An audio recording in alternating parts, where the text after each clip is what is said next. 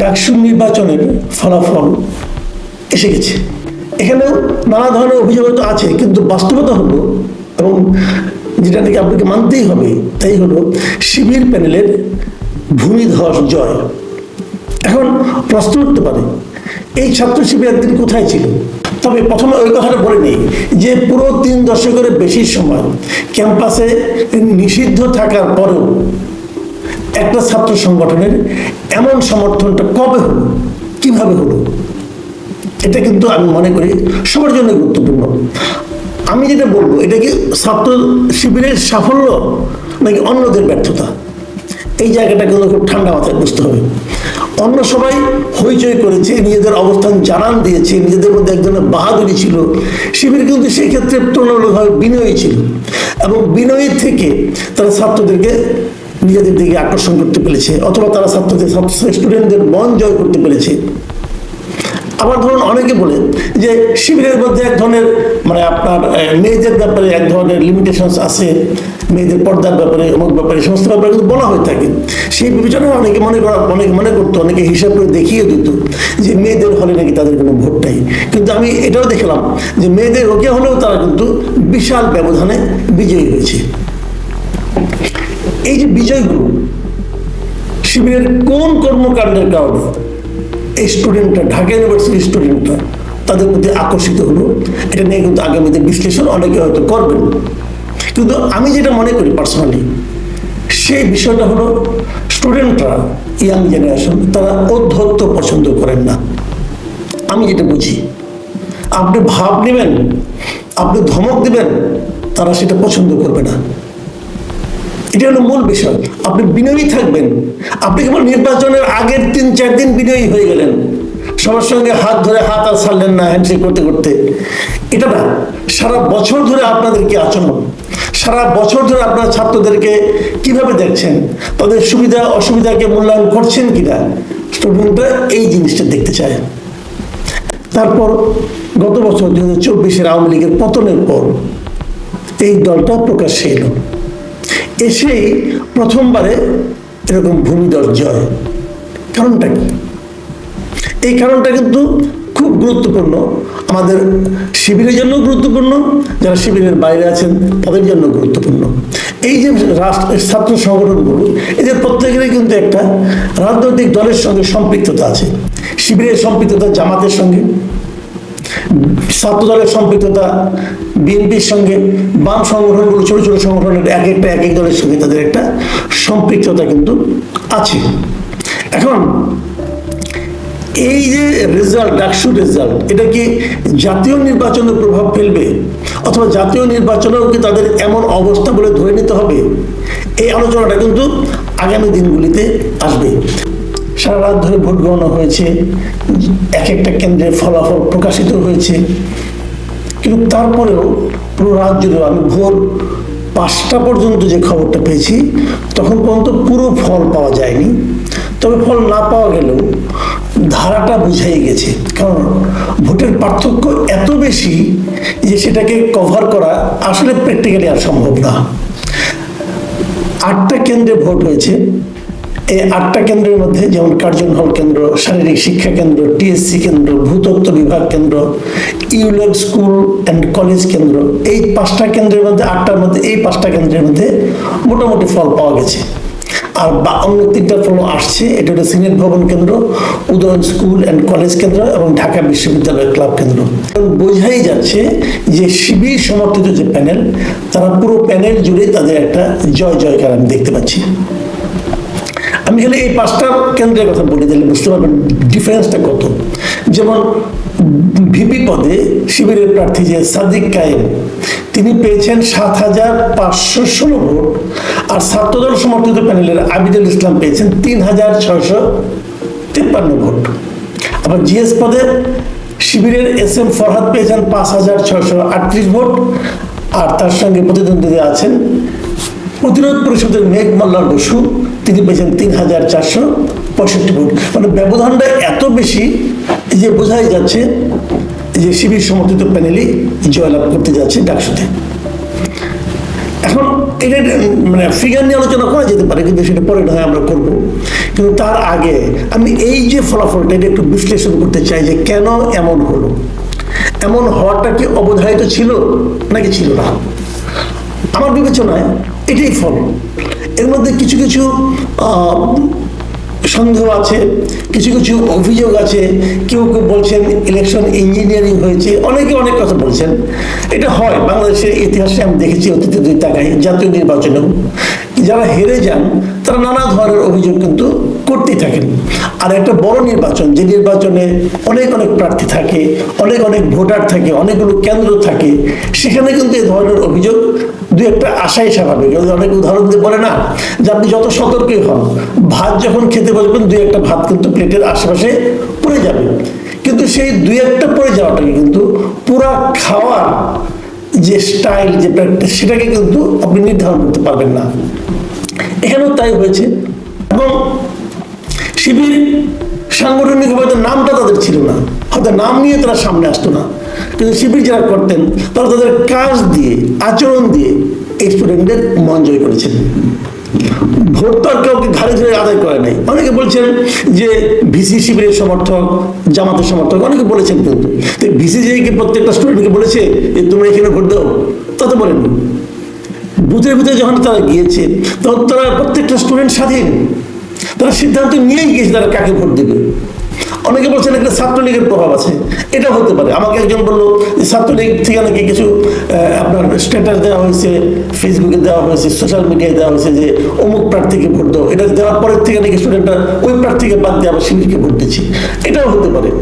এটা যে একদম হবে না আমি তা মনে করি না, কারণ ছাত্রলীগের উপর স্টুডেন্টদের এক ধরনের ক্ষোভ ছিল, এটা সত্য। আবার ছাত্রলীগের কিছু ভোট ছিল, তারাও তো কাউকে না কাউকে ভোট দিয়েছে। এইভাবে জিনিসটাকে কিন্তু দেখতে হবে।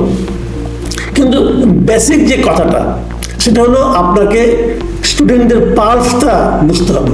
যদি স্টুডেন্টদের পালসটা আপনি স্পর্শ করতে না পারেন, তাহলে আপনি ভোট পাবেন না। এবং অন্য যারা আছে, যাদেরকে আগে এতদিন বড় বড় নেতা মনে হতো, তারা যে আসলে বড় নন, আসলে তারা বড়র মতো দেখায় কিন্তু বড় নন, এই জিনিসটা কিন্তু নির্বাচনের মাধ্যমে প্রমাণ হয়ে গেছে। আমি জানতে চাই, আমি বলতে চাই যে জিনিসটা, যে আমাদের জাতীয় রাজনীতি যারা আছেন তাদেরকে ওই জিনিসটা মাথায় রাখতে হবে। আপনারা নিজেদেরকে অনেক বড় মনে করছেন, হয়তো ভাবছেন আমার বিজয় সুনিশ্চিত, কিন্তু সেই বিজয়টা আসলে সুনিশ্চিত কিনা, আপনারা মানুষের হৃদয়ে আছেন কিনা, আপনাদের নিয়ে সাধারণ মানুষের মনে কোনো প্রশ্ন আছে কিনা, এটিকে একবার খোঁজ করার চেষ্টা করেছেন? সমানিত ছিল, ঢাকা ইউনিভার্সিটিতে সবার জন্যই সমান ছিল। সেই সমান সুযোগটা আপনি নিতে পারলেন না কেন? একই সময়ে তাদের জন্য দিনে 24 ঘন্টা, আপনার জন্য দিনে 24 ঘন্টা ছিল। তারাও পড়াশোনা করেছে, আপনারাও পড়াশোনা করেছেন, তারা তো স্টুডেন্ট হিসেবে আপনাদের যে খারাপ না। কিন্তু তার মধ্যেও তারা কি এমন কাজ করলো যে কাজের জন্য তারা স্টুডেন্টদের মন জয় করতে পারলো? ভাববেন, এদের কিন্তু ভয় দেখিয়ে কেউ ভোট দিতে পারেনি। এই স্টুডেন্টের মূর্খ নন, বোকা নন। ঢাকা ইউনিভার্সিটির স্টুডেন্টদেরকে যদি বোকা বলেন, তাহলে বাকি দেশকে কি বলবেন? এই ইউনিভার্সিটির স্টুডেন্টরা বুঝে শুনে তাদের ভোটটা দিয়েছে, এবং এই ভোট দিতে কাউকে বাধা দেওয়া হয়েছে এমন কথাও কেউ বলেনি। যে ভোট দেয়নি সেও বুঝে শুনে ভোট দেয়নি, সবই ঠিক আছে, এটাই রায়। আমি ছাত্রদলের যে জিএস কেন্দ্রে তাকে দেখলাম, সে স্টুডেন্টদের রায় মেনে নিয়েছেন। আমি মনে করি এটাও একটা স্পোর্টিং অ্যাটিটিউড, এটাই হওয়া উচিত। আপনারা পারেন নাই, এটাই বাস্তবতা। আপনারা স্টুডেন্টদের মনের মধ্যে ঢুকতে পারেন না, মন জয় করতে পারেন না, এটাই বাস্তবতা। এই বাস্তবতাকে মেনে নিতে হবে। সামনে জাতীয় নির্বাচনে কি হবে? অনেকে হয়তো বলবেন যে এই নির্বাচন জাতীয় নির্বাচনে প্রভাব ফেলবে না, হতে পারে। আবার আমি যদি বলি, এই স্টুডেন্টটা তো একটা উদাহরণ মাত্র, এবং সবচেয়ে সচেতন শ্রেণীর মধ্যে যদি এই মনোভাব হয়, তো তার প্রভাব অন্যদের মধ্যে কিছুই পড়বে না, পড়বে। বের করেছেন যে আওয়ামী লীগ গত 15 বছর ধরে বাংলাদেশ থেকে কত লক্ষ কোটি টাকা বিদেশে পাচার করেছে। তো সেই দেবপ্রিয় ভট্টাচার্য ইদানিং ডক্টর মোহাম্মদ ইউনূসের পক্ষে কথা বলছেন না। সরকারের যে কর্মকাণ্ড, সেই কর্মকাণ্ডের মধ্যে তিনি দেশের অশনির সংকেত দেখতে পাচ্ছেন, এবং তার দৃষ্টিতে এবং তার গবেষণা প্রতিষ্ঠানের যে গবেষণা, সেই গবেষণার মাধ্যমে দেশের অর্থনীতি, দেশের ব্যাংকিং সেক্টর, দেশের রাজনীতি, একই সঙ্গে দুর্নীতি, এই বিষয়গুলো গত 1 বছরে এমন পর্যায়ে বৃদ্ধি পেয়েছে, যেটাকে তিনি মনে করছেন যে বাংলাদেশের উপর একটি ঝড় বয়ে যাচ্ছে। তো ডক্টর দেবপ্রিয় ভট্টাচার্য যেটিকে ঝড় বলছেন সেটাকে আমি একটু বাড়িয়ে বললাম যে শুধু ঝড় নয়, এটা ঘূর্ণিঝড়। ঝড় আর ঘূর্ণিঝড়ের মধ্যে যে মৌলিক পার্থক্য রয়েছে সেটা আপনারা কম বেশি সবাই জানেন। ঝড় সহজ সরল গতিতে বয়ে চলে এবং একটা নির্দিষ্ট এলাকার উপর দিয়ে যখন ঝড় প্রবাহিত হয় সেই এলাকার ঘর বাড়ি তছনছ করে উড়িয়ে অন্যত্র নিয়ে যায়। এটা হলো ঝড়, কালবৈশাখী ঝড়। আর ঘূর্ণিঝড়টা অনেকটা টর্নেডো প্রকৃতির, যেটা ঘুরতে থাকে, মানে ঝড় আসে এসে একটা নির্দিষ্ট জায়গায় আবার সেটা ঘুরতে থাকে এবং এটা এতটা শক্তিশালী যে ধরুন অনেক সময় টিউবওয়েল, আপনাদের গ্রামে টিউবওয়েল দেখেছেন, আমাদের দক্ষিণাঞ্চলে এক একটা টিউবওয়েল ধরুন গড়ে 1000 ফিট নিচে গ্রথিত থাকে, গভীরতা হয়। ঢাকা শহরে 300-350 ফিট গভীরে পড়ে। তো এই ঘূর্ণিঝড় বা টর্নেডো এরা এত শক্তিশালী যে ওই 1000 ফিট নিচে যে টিউবওয়েলটির প্রান্তসীমা রয়েছে, তো সেই 1000 ফিট পাইপ সহ সেই টিউবওয়েলের যে উপরের অংশ সেটা উড়িয়ে নিয়ে যায়। এতটা শক্তিশালী ঘূর্ণিঝড়। তো বাংলাদেশে এখন এই মুহূর্তে ডক্টর দেবপ্রিয় ভট্টাচার্য যে ঝড়ের কথা বলছেন, আমি সেটাকে বড় ব্যাংক, ইসলামী ব্যাংক, এই ব্যাংকগুলো থেকে তিনি 2 লক্ষ কোটি টাকা নামে বেনামে লোন নিয়েছেন। তো এই লোন দিয়ে তিনি একটা নির্দিষ্ট অংশ বিনিয়োগ করেছেন আর বিরাট অংশ পাচার করেছেন, এরকম ভাবে ধরে নেওয়া হয়েছিল। কিন্তু শেখ হাসিনার জামানাতে তার প্রতিটি প্রতিষ্ঠান তিনি ছলে বলে কৌশলে নতুন ঋণ দিয়ে বা এক ব্যাংক থেকে টাকা নিয়ে অন্য ব্যাংকে, এক জায়গায় টাকা নিয়ে অন্য জায়গায় নিয়ে একটা ধামাচাপা দিয়ে এই ব্যাংকগুলো তিনি চালিয়ে যাচ্ছিলেন। আমরা অনুভব করছিলাম যে শেখ হাসিনার পতনের সঙ্গে সঙ্গে এই 5টি ব্যাংক ধসে পড়বে এবং যদি শেখ হাসিনা দীর্ঘমেয়াদে থাকে তাহলে এই ব্যাংকগুলোকে দেউলিয়া ঘোষণা করতে হবে অথবা এই ব্যাংকগুলোকে সরকার একীভূত করতে হবে, এরকম আমরা ধরে নিয়েছিলাম। তো তার পতনের পরে এই যে বর্তমান ডক্টর মোহাম্মদ ইউনূসের সরকার যে বাংলাদেশ ব্যাংকের গভর্নর নিয়োগ দিলেন, তারা যে সকল কর্মকাণ্ড করলো, কথাবার্তা বললো, সেই কথাবার্তায় এস আলমের সময়টাতে যে সমস্যাগুলো ছিল এই 5টা ব্যাংকের, সেই সমস্যা আরো বহু গুণে বেড়ে গেল। এখানে নতুন টাকা কোম্পানি আছে, ধরেন এক্স একটা কোম্পানি, এখন সে এক্সপোর্ট করে, তার ব্যাংকের কোনো লোন নাই, শুধু ব্যাংকিং করে এস আলমের একটা কোনো ব্যাংকের সঙ্গে। তো বিদেশ থেকে তার হয়তো $1 কোটি তার আসছে, সে এক্সপোর্ট করেছে, $1 কোটি এসেছে। তো এই ডলার বাংলাদেশ ব্যাংকে এসে জমা হয়েছে আর বাংলাদেশ ব্যাংক তার সমপরিমাণ বাংলাদেশি টাকা ওই ব্যাংকটাকে পরিশোধ করতে বলেছে। তো ওই গার্মেন্টস কোম্পানি, সে ধরুন $1 কোটি যদি হয়, তাহলে সেই $1 কোটি মানে মিনস 112 কোটি টাকা। এখন এই 112 কোটি টাকা তাকে দেবেন, সেই 112 কোটি টাকা দিয়ে সে যে সকল ব্যাক টু ব্যাক এলসি করেছে সেগুলো দেনা পরিশোধ করবে, তার বেতন ভাতা লভ্যাংশ সবকিছু সে বিতরণ করবে। কিন্তু সেই টাকাটা এখন এই 5টি ব্যাংক দিতে পারছে না। এরকম শত প্রতিষ্ঠান এই 5টি ব্যাংকের, যারা মানে এরকম দেউলিয়াতের কবলে পড়েছেন। ব্যাংকের কোনো, যাকে বলা হয়, তাদের ঋণ নাই, কোনো কিছু নাই, কেবলই মাত্র তাদের অ্যাকাউন্ট ওই ব্যাংকের সাথে থাকার কারণে। এখন বাংলাদেশ ব্যাংকে এই ধরনের যারা ভালো কোম্পানি রয়েছেন, ভালো ক্লায়েন্ট রয়েছেন, তাদেরকে প্রোটেকশন দেওয়ার জন্য কোনো ব্যবস্থা না নিয়ে এই ব্যাংকগুলোর উপর যে বিধি ব্যবস্থা শুরু করেছে, তা অর্থনৈতিক অঙ্গনের শুধু ঝড় নয়, ওই যে ঘূর্ণিঝড়।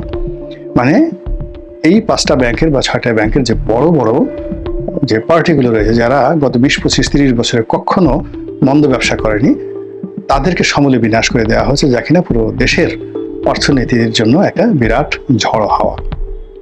যেহেতু সিপিডি মূলত অর্থনীতি নিয়ে কাজ করে, বলা হয় সুযোগ সুবিধা পেয়ে একটা আঙ্গুল ফুলে বট গাছ হয়ে গেছে, রীতিমতো বট গাছ হয়ে গেছে। তো এটা ওয়েস্টার্ন ক্যাপিটালিজমের একটা, যাকে বলা হয়, পলিসি। কিছু লোককে সুযোগ দিয়ে বাকিদেরকে রীতিমতো একেবারে পথে বসিয়ে দেওয়া হয়। তো এই ক্ষেত্রে ব্যাংকিং সেক্টরে এখন যা কিছু হচ্ছে, ব্যবসায়িক সেক্টরে যা কিছু হচ্ছে, এই অসম নীতির ফলে যা কিছু ছিল আমাদের, তাও শেষ হয়ে যাচ্ছে শুধুমাত্র এই পলিসিগত সিদ্ধান্তের কারণে। আমাদের আমদানি বাণিজ্য, আমাদের রপ্তানি বাণিজ্য যেভাবে চলছে, নতুন বিনিয়োগ হচ্ছে না। নতুন যে শিল্প প্রতিষ্ঠান, সেগুলোর কথা বাদ দেন, পুরনো যে সকল শিল্প প্রতিষ্ঠান রয়েছে, কিংবা দেখা গেল যে কারো একটা সমস্যা রয়েছে কাস্টমসে, কারো একটা সমস্যা রয়েছে বন্ডে, কারো একটা সমস্যা রয়েছে যেটা 7 দিনের মধ্যে একটা হয়ে যেত হাইকোর্টে, হাইকোর্ট থেকে একটা অর্ডার আসবে, একেবারে গেলে অর্ডারটা দিয়ে দেবে। সেই অর্ডারটা নিয়ে দেখা গেল যে কারো একটা করের ফাইল, কারো একটা বন্ডের ফাইল, কারো একটা কাস্টমসের ফাইল, তো সে হাইকোর্ট থেকে না আসার কারণে যে কাস্টমসের অ্যাপিলেট ট্রাইব্যুনালে সেটা শুনানি করা যাচ্ছে না। অ্যাপিলেট ট্রাইব্যুনাল থেকে কোনো সিদ্ধান্ত না আসা পর্যন্ত বন্ড কমিশনারের যারা আছে বা কাস্টম কমিশনার যারা আছে, ভ্যাট কমিশনার আছে, তারা কোনো সিদ্ধান্ত নিতে পারছে না। পুরো অর্থনৈতিক সেক্টর এভাবে একটা স্থবিরতা তৈরি হয়েছে। এর বাইরে এনবিআর এর যে ঘটনাগুলো হয়েছে, তো সেই ঘটনার ফলে যে কতগুলো সিদ্ধান্ত যেটা এই সময় দরকার ছিল না, এনবিআরকে 2 ভাগে বিভক্ত করা, তারপর এই যে এই বছর আয়কর রিটার্নে একেবারে এই বছরই দেখা গেল যে তাকে অটোমেশনে যেতে হবে। তো এই অটোমেশনে যেতে গিয়ে দেখা যাচ্ছে যে এখন পর্যন্ত যে প্রবলেমগুলো হচ্ছে, অনেক মানুষ আয়কর রিটার্ন যারা গত 30-40 বছর জমা দিয়ে আসছে নিয়মিত, তারা এখন পর্যন্ত দিতে পারছে না। ওখানে জট লেগে যাচ্ছে, জমা দিতে যাচ্ছে, ওটিপি আসছে না। কেন ওটিপি আসছে না? পরে দেখা গেল যে মোবাইল নম্বরে ওটিপি আসবে, সেই মোবাইল নম্বরে কাজ হবে না, মোবাইল নম্বরটা কর্পোরেট সিম কোম্পানির নামে নেওয়া আছে। ফলে কি হচ্ছে, মালিককে যদি এখন ইনকাম ট্যাক্স জমা দিতে হয়, তাহলে এই মালিকের নিজের নামে একটা সেই যাকে বলা হয় সিম কার্ডটাকে নিতে হবে। আর সেই সিম কার্ড নেওয়ার জন্য মালিককে গ্রামে এই গত কয়েক মাস ধরে যে সমস্যাগুলো তৈরি হচ্ছে, সেই সমস্যাগুলো এনবিআর যে চেয়ারম্যান সাহেব আছেন বা যারা এই সিদ্ধান্ত নিয়েছেন IMF এর কথা মতো, তারা বুঝতে পারছেন না সর্বনাশটা কোন পর্যায়ে হয়ে যাচ্ছে। এখন যে সকল কথাবার্তা বলা হচ্ছে যে আমাদের আসলে 3000 কোটি টাকা দরকার কেবলমাত্র এই বছরে জলবায়ুর যে সংক্রান্ত যে ফান্ড রয়েছে, অর্থাৎ বিশ্বের সঙ্গে ব্যবসা বাণিজ্য করার জন্য জলবায়ু সেক্টরে পরিবেশের ভারসাম্য রক্ষা করার জন্য বাংলাদেশ সরকারকে 3000 কোটি টাকা খরচ করতে হবে, যেটা অর্থ উপদেষ্টা বলেছেন। এখন সেটা হচ্ছে না, সেটা পারা যাচ্ছে না। এই কারণ হলো আমাদের নর্মালি ব্যবসা বাণিজ্য চালানোর জন্য $100 কোটি মানে আনতে গিয়ে, মানে $1 বিলিয়ন আনতে গিয়ে IMF পাশে গিয়ে আমাদের জীবন তছনছ হয়ে যাচ্ছে। তো আমরা যেখানে নিজেদের দৈনন্দিন ব্যবসা চালাতে পারছি না, সেখানে 3000 কোটি টাকা 4000 কোটি টাকা আমরা কিভাবে জলবায়ু খাতে আমরা ব্যবহার করব? আর জলবায়ু খাতে ব্যবহার না করলে IMF লোন দেবে না, আবার IMF এর লোন ছাড়া আমি এটা করতে পারছি না। কি রকম একটা প্যাচের মধ্যে সরকার যে ফেলে দিয়েছে পুরো অর্থনৈতিক সেক্টর, সেই অর্থনৈতিক সেক্টরের কারণে রাজনৈতিক সেক্টর, অর্থনৈতিক সেক্টর, মানুষের মনোজাগতিক অবস্থা, পরিবার পরিজনের মধ্যে যে সম্পর্ক, বৈদেশিক সাথে যে সম্পর্ক, যাদের ছেলে মেয়ে দেশের বাইরে পড়ে তারা এখানে যারা ব্যবসা বাণিজ্য করার চেষ্টা করছেন, চলে যাওয়ার চেষ্টা করছেন, বিদেশে কর্মসংস্থানের চেষ্টা করছেন, অনেকে চলে আসার চেষ্টা করছেন, সব কিছুর মধ্যে একটা ঘূর্ণিঝড় তৈরি হয়েছে। এর ফলে মনে হচ্ছে সরকার অধৈর্য হয়ে পড়েছে, সরকার পথ হারিয়েছে। এটা ডক্টর দেবপ্রিয় ভট্টাচার্যই বলছেন। এবং আমার কাছে মনে হচ্ছে যে সরকার শুধু পথ হারাননি, তিনি দেখতে পাচ্ছেন না, সরকার দেখতে পাচ্ছে না যে সে কোন পথে আছে। সে কি যেমন চট্টগ্রামে যাবে, সে কি ঢাকা চট্টগ্রাম হাইওয়েতে আছে, নাকি পথ ভুলে সে অন্ধকারের মধ্যে মাঝ পথে সে আবার ঢাকার দিকে আসছে? সে কি এখনো সেই যে রেল বা সড়ক এই রোডের উপরে আছে, নাকি মানে ধানি ক্ষেত, বিল, ঝিল এগুলোর মধ্যে নেমে গেছে? সে কি হাঁটু পানির মধ্যে আছে না কাদার মধ্যে আছে? সে কি